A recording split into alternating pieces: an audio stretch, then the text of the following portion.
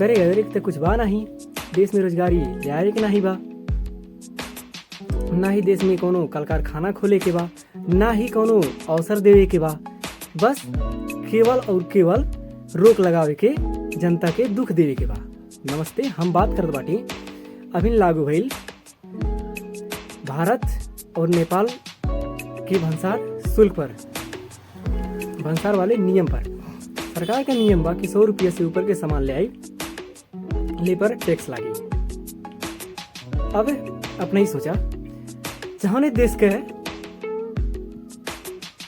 भांसार घर यानी कि भोजन गृह के सामान से लेके विवाह के सामान, यहाँ तक कि लगाए वाला सामान, कपड़ा, सब भारत से ही आता।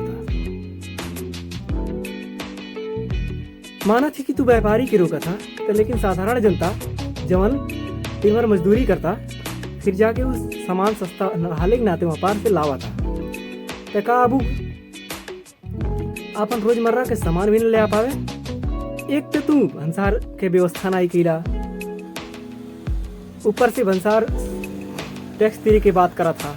तो एक बात बतावा, का जे भंसार कार्यालय जहाँ बा वहाँ से 10 या 12 किलोमीटर दूरी पे बा, लेकिन उस सीमावर्ती क्षेत्र में बा, तो का वो 10-12 किलोमीटर जाए 500 के या 100 रुपये सामान लेके वहाँ टैक्स कटावे। हर जगह पे यह नियम लायक रहे तो लगा दे लायक रहे ना टैक्स कार्यालय, लेकिन नहीं। यो भी बात आवता कि देश के पैसा देश में रही तो विकास हुई, और नेपाल में व्यापार बढ़ी। तब व्यापार खाली बाहर से खरीद के ले आके व्यापार के लिए से व्यापार नहीं बढ़ा, देश में उत्पादन करवा तब न व्यापार बढ़ी। लेकिन देश में वहाँ गुणस्तर के उतना सस्ता सामान नहीं खरीद उत्पादन की पावा था, तो कैसे के रोक लगावा था। 100 रुपया के सामान से ऊपर के टैक्स तो लगा देला, और जो भारत से खाद आवाला ओकर का हाल बा। अब अगर जैसे भारत से खाद नहीं आवे, समय पर तो पुगा नहीं पावाला, कैसो किसान वहाँ से महंगा से खाद लेके खेत में डाल के अन्न पैदा करला। अब वो खाद नहीं आवे और तराई मधेश में अन्न पैदा ना हुए, तो कितना भारत से या दूसरे देश से खरीद के अन्न नेपाल में आयात करवा। और तो और अन्न भी नहीं, साग सब्जी सब कुछ उत्पादन होके वही खादी से जाला पहाड़ में। तो यही उत्पादन नहीं तो पहाड़ में बतावा भोजन के कमी पड़ी कि नहीं पड़ी। और हाँ, सुन ले रहे कि बालन मधेसी हुए, लेकिन किसानों की समस्या नहीं पूछ के लागता, थोड़ा सा लागता मधेसी हुए क्या नहीं। अरे हाँ, ये तो भुला गई कि तो साहब करोड़पति ही बाटे। जब करोड़पति ही बाटे, साधारण जनता के दुख कैसे बुझिए। का छोटका भंसार के व्यवस्था कैले, माना थी कि व्यापारी तास्कर के रोके ठीक बा, लेकिन यह चक्कर साधारण जनता के दोनों दुख देते रहे, ई कहाँ जाए। तस्कर के रोके बा ते अपन शासन तंत्र व्यवस्थित बनावा, तू कितनो संसार के टाइट करवा, लेकिन वो तस्करी 2 नंबरी धंधा कबो भी नहीं रुक पाई। हम भी वही सीमावर्ती क्षेत्र से ही बाटी, जहाँ ये 2 नंबरी धंधा चलत देखी जा, वो प्रशासन के मेल जोल में। लेकिन जनता जब लेके आवाला, खदिये लेके आवाला, तब वो के दुख दिले। ये समस्या समाधान नहीं कही के भंसार नियम ही टाइट की दिल गई। कहीं रोजगारी तो नेपाल में दे नहीं पावा था।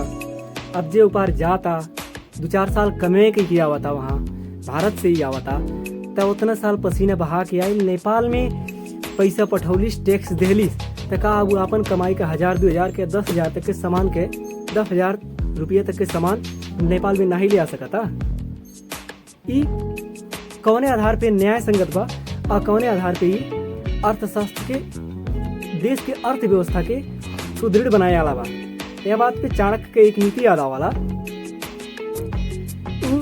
अपने अर्थशास्त्र में काले हटे, जब जनता के ऊपर टैक्स बढ़ जाला तब देश के अर्थतंत्र बहुत धीमा हो जाला और उसे या तो ढह जाला। यही तरीका से देखल जाए, जब रोमन साम्राज्य भी रहा है, तो रोमन साम्राज्य में भी जब एकदम विस्तार हो चुकल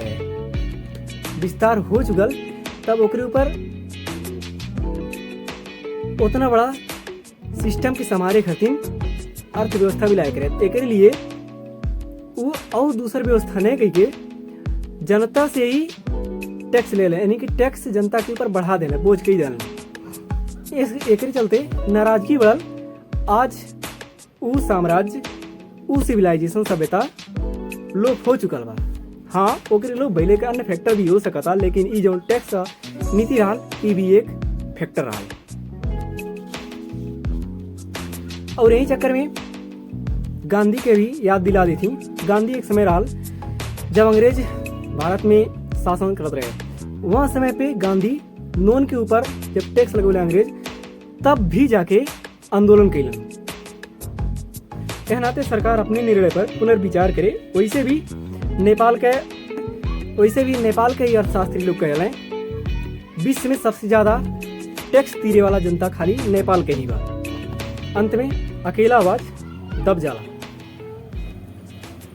एह नाते आवाज के शेयर करी। धन्यवाद।